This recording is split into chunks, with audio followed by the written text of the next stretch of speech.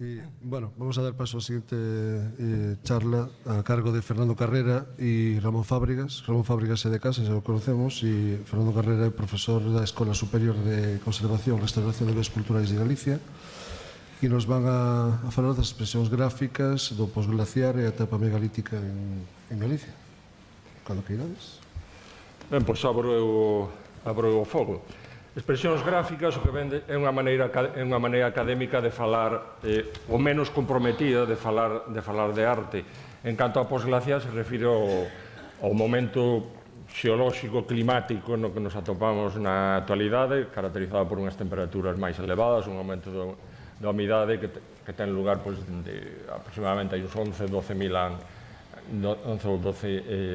anos. Ben, a arte holocena, o período holoceno é como decir posglaciar, tradicionalmente en Galicia, me refiro a finais do século XIX, comezos do século XX, tiña dúas expresións gráficas. A esquerda temos unha destas, a arte megalítica, a dereita a arte ao aire libre, os petróglifos, as esculturas do grupo galaico, como se prefira chamar. Lóxicamente, estos son realidades que, co paso dos anos, co incremento da investigación, aumenta o noso coñecemento. Son dúas realidades definidas, como digo, na transición do século XIX ao século XX, que adquiren unha notoriedade maior, coñecemos mellor a medida que transcurre o século XX. Desde un punto de vista cronolóxico, polo tanto, dentro dese período de hai 12 ou 11.000 anos, teríamos a arte megalítica, en algún momento anterior ou comezando alrededor do 4.000, e, por outra banda, a arte atlántica, as esculturas, o grupo galaico de petróglifos. Esta realidade das expresións gráficas, a partir de 2011, adquire un novo socio, que ven dado pola descoberta de gravados e pinturas nas paredes de Covairós, un xacemento que se encontra na provincia de Lugo. En concreto, aquí nesta houve varias intervencións de tipo paleontolóxico, no lugar que está marcado con número 3, e as intervencións arqueolóxicas que se centran nese cadrado que vai sinalado polo número 1. Esas expresións gráficas que aparecen, que se descubren en 2011, están centradas nesa zona que ten o número 2, a sala principal.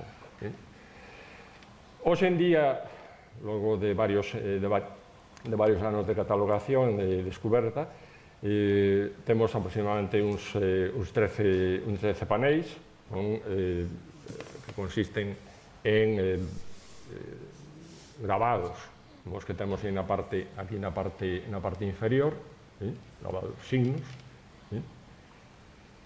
e logo, quizáis o máis representativo neste caso das pinturas en negro, son representacións de tipo zoomorfo. Como poderedes ver, non vedes nada, ou prácticamente nada. Eu tampouco, non vos preocupedes. Un dos problemas que ten a arte de Covairós, as pinturas en concreto, é que están extraordinariamente deterioradas, de tal maneira que require, creo que agora xa, isto non é trampa, isto é simplemente utilizar programas que sirven para subliñar, para acentuar determinadas cores, determinados trazos, de maneira que nos xorde, como por ensalmo, nos xorde aí un bóvido e debaixo un cérvido. Aquí temos a lectura, a interpretación, con ese bóvido, ese cérvido cerda, verosímilmente. Unha cuestión que nos preocupou dende o principio, a teor da mala conservación das características morfolóxicas deses gravados e desas pinturas, é a cuestión da cronoloxía, de tal maneira que intentamos facer datacións sobre pinturas para as que se utilizou material orgánico susceptibles a datado mediante carbono 14. Fixarmos aquí, bueno, aparte que veredes aquí uns grafiti, isto non é prehistórico, como podes imaginar, fixarmos toda esta mancha negra, isto é fulixe provocado por uns lumes, a xente realmente curiosa medieval que se dedicou a facer unha especie de cacharelas de San Xoán, non sei como non afogaron ali dentro pola falta de ventilación e polo fume, e que tivo a desgraciada consecuencia de afectar, de formar un depósito carbonoso, desgraciadamente carbonoso recente, de época medieval, que afectou as pinturas. De tal maneira que nestes dos puntos, aquí este C11MC, C12MD01 e aquí este MD03, se fixeron unhas datacións que veredes aquí. Nos falamos, normalmente falamos ao referirnos da arte de Covairós, de arte paleolítica, pero bueno, para calquera que non ignora a cronoloxía paleolítica se sorprenderá cando ve a media desas dúas mostras, fala de 8.000, 6.000 antes de Cristo. Obviamente isto non é unha cronoloxía paleolítica. Que é o que está pasando aquí? Que consideramos, esta é unha das figuras datadas, un extraño animal, e esta outra figura datada se corresponde coa crineira dun equino. Que é o que está pasando aquí? Pois que, verosimilmente, a lectura isotópica do contido en carbono 14 destas pinturas foi afectado por eses lumes de época medieval que as rejuveneceron. Que pensamos? Cal sería a súa cronoloxía? Pero isto é unha hipótese, evidentemente, é que probablemente, como mínimo, é uns 1.000 ou 2.000 anos anterior. A cronoloxía real desas figuras, e para elo basámonos nas características, nos paralelos que coñecemos en outros lugares, como pode ser no norte de Portugal, a pesar das placas de fariseu, en algúns puntos de algúns lugares con este tipo de representacións finipaleolíticas ou dos inicios do Mesolítico en Castela e León. Algúnas das mostras, neste caso de grabados, un bóvido, aquí unha cerva, bueno, aquí un lío que aínda non acabamos de aclarar no panel 8, aparecen liñas, o que denominamos cérvico-dorsais. Isto quere decir que fixeron o lombo parte da cabeza dun animal e pararon, sencillamente, por a razón que fose. Signos, aquí unha cousa, precisamente polas dificultades de documentación, unha cousa que intentamos aplicar, todo tipo de tecnoloxía de fotogramétrica, de 3D, que se xoga artificialmente coas distintas iluminacións, vémoslo aquí abaixo, para finalmente facer unha lectura, neste caso, dun signo, nos chamamos unha especie de raqueta. Vemos aquí. E ben, isto, digamos, en canto a esta descoberta desta arte máis antiga, desa transición, probablemente, como mínimo, nesa transición entre o paleolítico e o mesolítico. E agora, doy a palabra ao meu compañeiro. Gracias, Ramón. Gracias, Ramón. Bueno, nada, seguimos con el relato, en fin, en principio cronológico. Veremos que hay un notable salto entre lo que estábamos, salto cronológico, quiero decir, entre lo que nos enseña Ramón en Covairós y lo que conocemos por arte megalítico. Muy brevemente, puesto que la conferencia pretende pasar por enseñaros todo lo que conocemos como arte prehistórico o prehistórica en Galicia, simplemente señalaros algunas de las cosas que nos está indicando para el conocimiento del fenómeno megalítico y de los procesos históricos que hay detrás. estrictamente el estudio del arte, con cosas tan pequeñas pero tan sugerentes al mismo tiempo, como es el descubrimiento o el reciente en una mama tan conocida como Mama da Cruz, de la existencia en paralelo a los grabados que conocemos desde hace mucho tiempo, pues un paralelo pintado en pintura blanca en este caso. Efectivamente pensamos a día de hoy que el arte megalítico forma parte intrínseca, paralela, como un conjunto indisoluble de todo lo que definimos como megalitismo, fenómeno megalítico o arquitectura megalítica, y que por tanto debe ser estudiado en paralelo a todo el conjunto de expresiones que conforman lo megalítico como un elemento de análisis más o de estudio en paralelo, y que, bueno, nosotros somos especialistas en arte y lo hemos estudiado preferentemente, pero que debe ser incorporado a la investigación de forma paralela. Estrictamente el estudio del arte nos está señalando tanta diversidad, tanta amplitud, tanta adaptación a las diversas expresiones arquitectónicas como el propio megalitismo en sí mismo, ¿no? Y esa diversidad se registra especialmente en la diversidad de técnicas artísticas.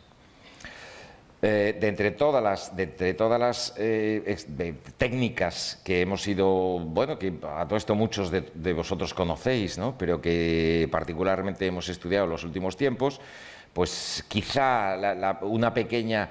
Bueno, hemos preparado, pues evidentemente, 4 titulares, ¿no?, para no irnos del tiempo ni insistir en cosas que no son interesantes en esta charla, ¿no? Pero quizá uno de los elementos singulares es la preponderancia o la relevancia que le damos a la pintura en el sentido como elemento artístico dominante.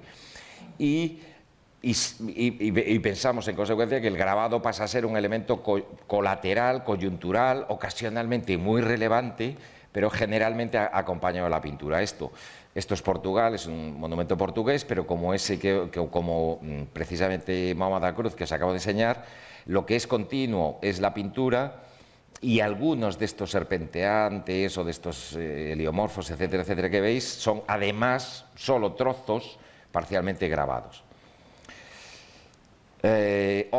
Otra cuestión interesante que después traeremos a colación con los últimos descubrimientos de este año más recientes es la adaptación del hombre al medio y el uso de las técnicas en función de los recursos materiales de los que dispone, ¿no? Es un ejemplo singular, pero hay muchos otros.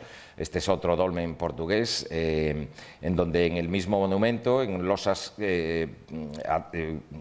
adjuntas, de hecho, encontramos grabados o encontramos pintura. En este caso es obvio, pintura bueno, no la veis aquí porque esto hay que tratarlo, ¿no? De hecho, en este momento, ahora se acaba de publicar el calco de esta pintura. Pero bueno, en resumidas cuentas, que esta losa se graba porque efectivamente posee una pátina natural de materiales de hierro, de óxidos de hierro, cuyo grabado es extraordinariamente fácil y se distingue muy fácilmente frente a esta otra que no lo posee y simplemente pues ellos pintan, ¿no? O saliendo, bueno, cambiando de geografías y de geologías, la pintura, lo que llamamos pintura simple, pintura directamente aplicada sobre el soporte rocoso, que es característica de otras áreas peninsulares, porque las texturas de las rocas pues son muy aptas para ese tipo de expresión pictórica que se evidencia muy fácilmente, ¿no? Y paralelamente, en términos de grabado, pues detectamos con mucha frecuencia la asociación de grabados a las rocas más blandas de todo el conjunto que estudiamos, ¿no? O sea que, una vez más, esto señala esa adaptación al material, o esa adaptación o ese condicionante geológico, si quieres llamarle. Luego, otra cuestión muy singular que estamos viendo es la superposición de expresiones en un mismo monumento, o incluso, como es esta fotografía, en una misma losa, donde veis que tenemos, bueno, de lo más antiguo a lo más reciente, tenemos 4 técnicas superpuestas unas sobre otras.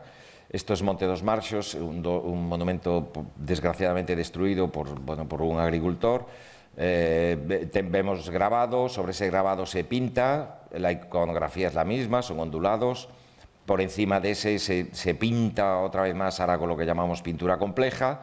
De esta, puesto que tiene negros, hemos podido obtener dataciones radiocarbónicas, y por encima de esa hay otra pintura. Llamo la atención sobre la cronología, aunque no me pararé, porque es coherente, bueno, con las dataciones que estamos, bueno, que reafirman, digamos, todo el conjunto de lo megalítico, ¿no? Esto va al revés. O por último, otras cuestiones en las que estamos penetrando en los últimos tiempos es no solo observar la acumulación, en este caso simplemente esto es los muiños, mamados muiños, donde vemos una pintura simple, en rojo, ondulante, y luego estos tonos amarillos están representando un caolín, otra pintura posterior a ella, ¿no? Por tanto, dos fases pictóricas, no hay grabado, pero llamo la atención sobre cierta morfología de las losas, en las que aparecen en muchas de ellas, bueno, esto es un dibujo y se pierde un poco, pero en muchas de ellas aparece una cierta breve y simple aproximación a formas de hombros o formas antropomorfas. Llamo la atención también sobre la tapa de Dombate, que una vez más y muy recientemente hemos percibido que puede tener una forma semejante, y esto de nuevo tiene que ver con la superposición de técnicas artísticas, todo el conjunto, por ejemplo, de Dombate, en la que bajo la pintura compleja existe un conjunto grabado muy complejo, parcialmente oculto por la propia construcción, ¿no? En ese sentido, estamos ahora mismo pensando en el que cosas que estamos viendo y estudiando en el momento presente no son sino la reutilización de piezas que vienen o de monumentos preexistentes o de piezas individuales, quizá esteriformes, ¿no? Por tanto, esto nos lleva a dos conclusiones obvias. La primera de ellas, la persistencia en un espacio único de un ritual continuado con expresiones distintas, y paralelamente, evidentemente, impone retrotraer, hacer más antiguo el origen de eso que hemos venido denominando como fenómeno megalítico.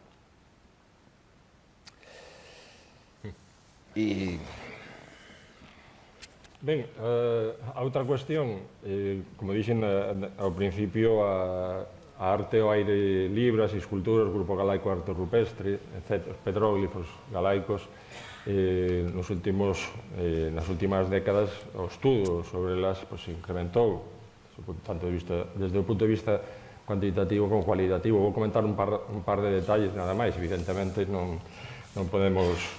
Gracias. Non podemos pararnos. Unha primeira cuestión, os petróglifos son gravados ao aire libre. Moitas veces se pensou, se asumiu que por estar ao aire libre eran perfectamente visibles. E ás veces se confundiu, vedes aí, está en inglés, pero creo que é suficientemente próximo, neste caso, ao galego ou ao castelán, como para entenderse. Visibilidade, é dicir, cuán ben se pode observar que se ve dende unha rocha que está grabada, perceptibilidade, é dicir, cuán ben se pode observar unha rocha grabada, ou basicamente dende que distancia. E o que estamos, unha reflexión que xorde deste tipo de consideracións é que os moitos petróglifos realmente non están deseñados para ser vistos polo menos de grandes distancias. Están en rochas pequenas, están en rochas chairas. Si vedes aí ese gráfico en forma de tarta, a cor malva se refire a este tipo de rochas verticais. Estas, en principio, sí permiten unha visibilización dos grabados moitísimo mellor, pero son minoritarias, alo menos en Porto do Son, que é onde fixemos este estudo en concreto. Outra cuestión que se relaciona tamén coa visibilidade. Hai petróglifos, estamos a descubrir, que están agachados, que se encontran no interior de pequenos abrigos. Temos aí dous exemplos. Nun caso, temos unha combinación interesante, bueno, temos outro aí á esquerda, e nun caso, a Pedra Xestosa, temos un exemplo, unha combinación interesante. Por unha banda, un gravado que está no interior, dun pequeno abrigo, pero asociado, dentro dese mesmo batolito granítico, a un gran panel vertical, e outro panel non tan grande, vertical, en principio, exterior. Temos, por tanto, neste mesmo sitio, dúas solucións. Unha solución, chamemos as agachadas, e outra solución máis extrovertida, máis visible. Outra cuestión na que abundamos, aquí teño que citar, aparece aí de todas maneiras, esta é unha app diseñada polo meu colega Carlos Rodríguez Rellán, unha cousa que estuvemos mirando nos últimos anos en colaboración con Alia Vázquez, é algo que non se fixera. Cantos hai? Parece unha cousa evidente. Cantos petroglifos temos registrados? Bueno, pois aí está. Un traballo que fixemos nos últimos tempos, o último censo provisional, 3.374 efectivos. Podemos preguntar, bueno, moi ben, vale, pois hai 3.000, e que máis dá se hai 3.500 ou 2.700, ou 4.000 e pico. Bueno, eu entendo que saber cantas cosas hai é importante en sí mesmo, pero tamén porque nos permite aplicar técnicas de estatística espacial. E aquí simplemente, para que Fernando non me riña por estenderme, é unha cuestión como, por exemplo, a da variabilidade. É dicir, resulta que o suroeste de Galicia amosa unha clarísima maior variabilidade, é dicir, os gravados, os paneis ao aire libre, os paneis rupestres, teñen unha maior cantidade de motivos diferentes na mesma superficie na rexión suroeste. Mentres que, por exemplo, se nos vamos á zona do surleste de Galicia, cara, digamos, a parte máis interior de Ourense, vedes esas cores a malva en profundo que nos indican unha variabilidade moi escasa. Esta é unha das múltiples posibilidades que nos permite analizar a través dese feito de coñecer o censo real dos petroglifos. Bueno, por último, y es la razón por la que nos invitó, casi lo último, perdón, por la que nos invitó muy probablemente Víctor hoy aquí, es la presentación de otras cosas que han ido apareciendo, bueno, muy recientemente. Sitúo aproximadamente los 2 puntos, son 2 yacimientos que os vamos a mostrar 4 cosas, porque hay que indicar, y eso es muy relevante, que estamos, bueno, empezando el trabajo, ¿no? Simplemente se han hecho sendos informes de valoración patrimonial así inicial.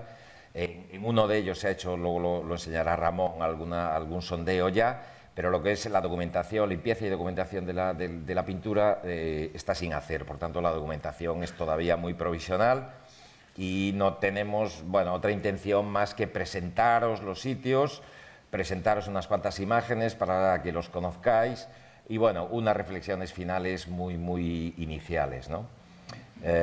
Bueno, esto es Cova dos Mouros, en la zona de Fonsagrada, en Baleira, y la Xunta de momento no lo ha hecho público, por tanto lo diremos en el entorno de Vilar de Bos y poco más, porque por razones de protección que nosotros respetamos y compartimos, pues repito, de momento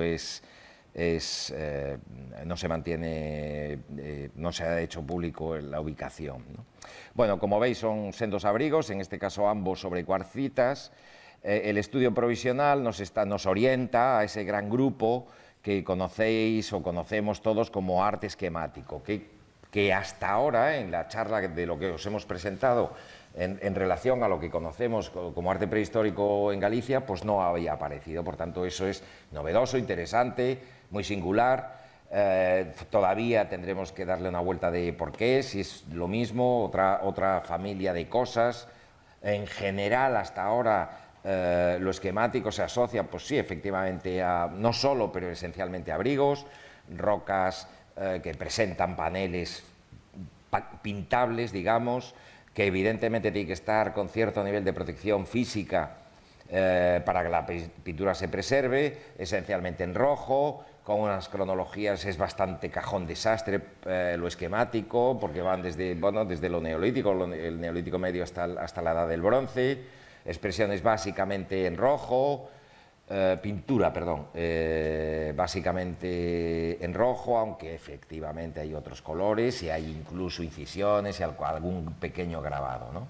Estos dos yacimientos parecen encajar en esta gran familia de lo esquemático. Esto es Cova dos Mouros, y repito, esto es la documentación fotográfica muy inicial que hemos hecho, pero que nos permite evidenciar que estamos ante muy probablemente este tipo de arte, ¿no?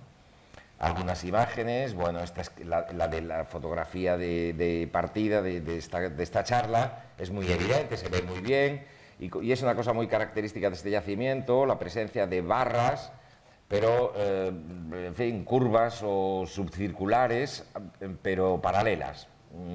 Es muy característico, por ejemplo, de lo esquemático, la presencia de barras, ¿vale? Agrupaciones de barras o de puntos, pero más bien rectas o verticales, y en este caso pues son con esta morfología, aunque esto ha aparecido también en otros sitios, ¿vale? Bueno, un elemento muy característico de los esquemáticos, la diversidad, variedad y riqueza en las expresiones antropomorfas. Como veis en la fotografía no tratada apenas vemos nada, aquí parece evidenciarse un antropomorfo. Repito, como veis hay ciertas fluorescencias, eso corresponde a biodeterioro, a líquenes, algas, etcétera, etcétera. Por tanto, bueno, en los dos yacimientos hay mucho deterioro, mucha pérdida de pintura, ya os lo adelanto, pero muy probablemente esta documentación se pueda mejorar notablemente. Otro antropomorfo, muy probablemente, que como veis se evidencia muy netamente ya en la foto normal, incluso se evidencia un cierto relieve, que no sabemos si es un aprovechamiento de un volumen natural de la roca o es intencional. Es más, en esta imagen casi se ve mejor la fotografía no tratada que la otra, pero bueno, creedme que, bueno, lo veis, una especie de brazos en cruz y la cabeza.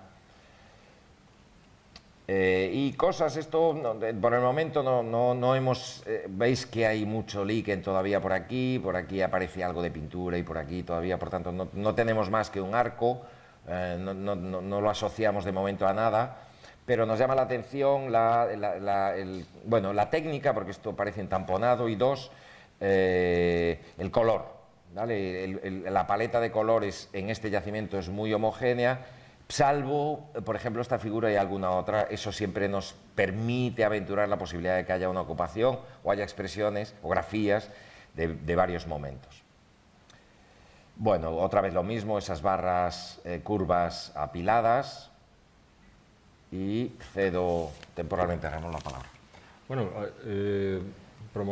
financiado por la Consellería, que mostrou un gran interés, claro, a raíz destas dúas descobertas. Se fixo unha intervención que, de maneira provisional, podemos avanzar. Bueno, se documentaron unha serie de restos cerámicos, de niveis de lume, algunha estrutura tamén, algunha fogueira, e dispomos de dúas datacións que nos sitúan nese mundo que comentaba Fernando, entre os inicios do Neolítico Medio, entre os inicios do cuarto milenio e os finais do segundo, prácticamente finais do terceiro, inicios do segundo milenio antes de Cristo. En termos culturais, estaríamos falando un espazo temporal paralelo ao megalitismo máis desenvolvido e ao bronce inicial ou a transición ao bronce medio local aquí en Cova dos Mouros.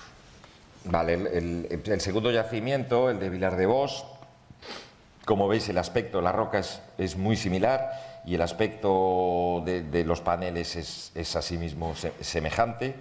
Tenemos, bueno, algunos aquí que os voy a pasar a enseñar enseguida. Como veis aquí, bueno, una vez más, la foto y el procesado, aquí sí se evidencia un enriquecimiento de la visibilidad. Tenemos barras, esas acumulaciones de barras verticales con puntos o directamente punteados. Y quizá alguna expresión antropomorfa, como también veíamos en Cova dos Mouros, ¿vale? Aquí hasta queremos ver bitriangulares, que es una expresión antropomorfa muy característica también de este conjunto, de este fenómeno. Y aquí no sabemos interpretar esto como antropomorfo más puntos, etcétera, etcétera. Como veis, con independencia de que esto se pueda limpiar y mejorar la visibilidad y hacer una mejor toma de imágenes y procesado de las mismas, como veis, las pinturas están bastante lavadas, en ambos casos están, especialmente en este, está bastante expuesto a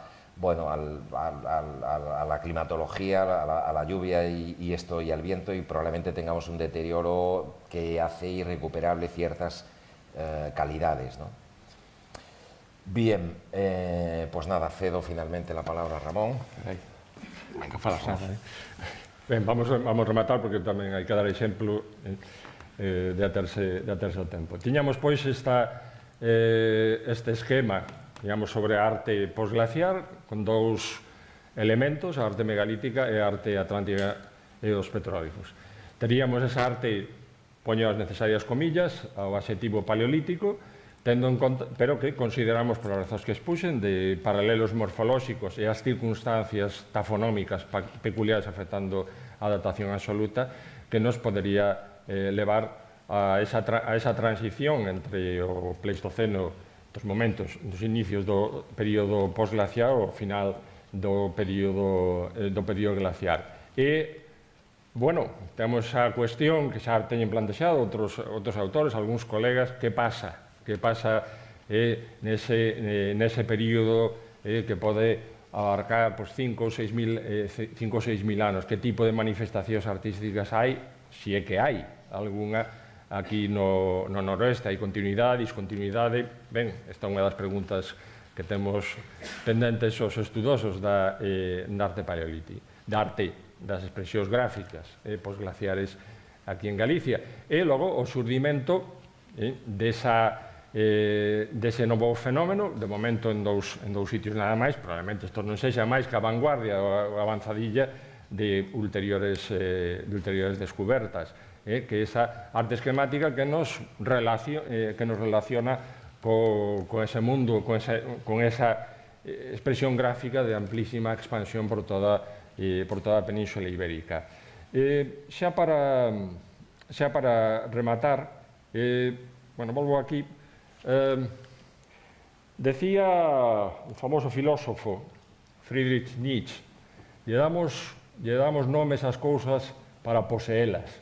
Os arqueólogos temos esa manía, porque nos movemos en un mundo de hipóteses, de descoñecemento, de ignorancia, un mundo oscuro. E entón nos sentimos máis seguros que pisamos terreo firme cando lle damos nomes ás cousas, cando creamos caixas, aí vedes caixas, arte paleolítica, arte esquemática, arte megalítica, arte atlántica, petrolíferos, e non sabemos o que pasa aí nese espazo de tempo. Pero é posible que esas caixas sexan, alo menos parcialmente, un constructo dos investigadores. Pensamos que sí, que pode ser en parte, que hai permeabilidade, que hai comunicación, eso que poñamos aí, medios diferentes, usos diferentes, tal vez significados diferentes, para motivos que son moi semellantes. A esquerda, Bretaña, oeste de Francia, unha sepultura de cordón moi famosa, Gabrigny. A dereita, un petrolifo na zona de Pollo, en Pozo Ventura, un petrolifo aire libre, pero que ten claramente, digamos, a morfoloxía dos motivos é moi semellante. Podemos falar unha tradición megalítica aí. Outro caso, un petrógrafo nas cercanías de Santiago, no Concello de Teo, Coto do Corno, publicamos hai uns anos. Forma parte dun elenco de representacións que podemos encontrar gravadas, pintadas, en forma exenta, por exemplo, este caso de aquí, Paredes, ou este outro caso en León, creo que é Tabullo del Monte, ou tamén gravados como este mesmo, serían estes outros da esquina inferior esquerda. Vemos, polo tanto, aquí un motivo non exactamente igual, pero que se repite en contextos lixeiramente diferentes e con certas diferencias morfolóxicas, pero que parece falar dun contido común. O gran tema da arte atlántica, os círculos concéntricos, pero que encontramos en sitios como Portugués de Xa das Arcas, nunha pedra exenta, na Coiraza, aí á esquerda, ou nun xacemento xusto na fronteira portuguesa, o de Mota Grande, encontramos este tipo de representación tan propia dos petrólifos ao aire libre. Se volvemos a ese petrólifo tan interesante, ese gran panel vertical de pedra xestosa, vemos aquí, entre outras cousas, unha escea de caza e aquí un antropomorfo enfrentándose a un gran cervo, detrás aquí uns posibles cánidos. E que temos? Nos vamos outra vez a unha sepultura megalítica, neste caso da Beira Alta, no norte-centro de Portugal, e vemos aquí un señor, vemos aquí os posibles cánidos e aquí confrontándose cuns cérvidos. Outra vez ese paso, esa repetición de temas en distintos lugares, en distintos contextos. Pedras ferraduras, fixaros os motivos en amarelo, son o que denominamos e identificamos como ídolos. Nun sitio de rodeiro, cheo de armas, particularmente alabardas, outra vez. E a Cova da Moura, aquí en Noia, suministrou varias decenas deste tipo de representaciones, deste tipo de ídolos na parte exterior da entrada, e este é un exemplo do sur, creo que de Extremadura, non recordo agora exactamente, máis figurativo. Parece que o esquematismo era moi propio da arte galega en moitos períodos da prehistoria recente. Ou, saíndonos estritamente do territorio galaico, o sepulcro del Moreco, un sepulcro megalítico, pero con uns temas pintados que son claramente esquemáticos. Coto dos Mouros, un sitio que Fernando máis eu, non sei se dicilo, pero non nos escoita nadie. Ben, levamos anos querendo facer algo con este sitio, un sitio moi interesante de rodeiro, un sepulcro megalítico pintado, moi deteriorado, pero fixarvos aquí, isto que xorde aquí, a figura antropomorfa, moi deteriorada, sobre todo na parte superior. Probablemente unha lectura semellante sería isto, e que temos en Coto dos Mouros, en Cova dos Mouros, que acabamos de ver en Baleira. Outra vez aquí a figura do antropomorfo. Outra vez eses dous contextos. Remato.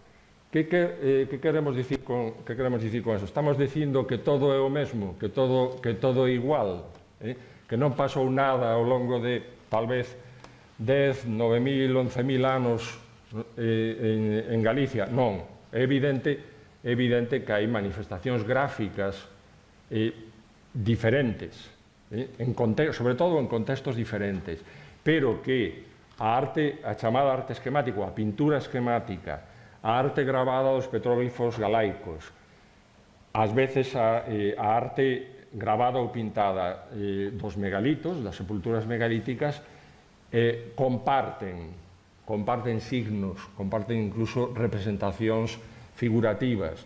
Igual é un momento de reflexionar e de ver que en algúns casos probablemente esteamos diante de poboacións coetáneas, contemporáneas, que están recurrindo a símbolos, quizáis con significados diferentes, que se usan en contextos diferentes, contextos visibles, contextos exteriores, contextos algo agachados, en abrigos, contextos moi agachados e moi vinculados a unha actividade concreta como a funeraria e o caso dos sepulcros megalíticos. E como me paso do tempo, non necesito que me diga,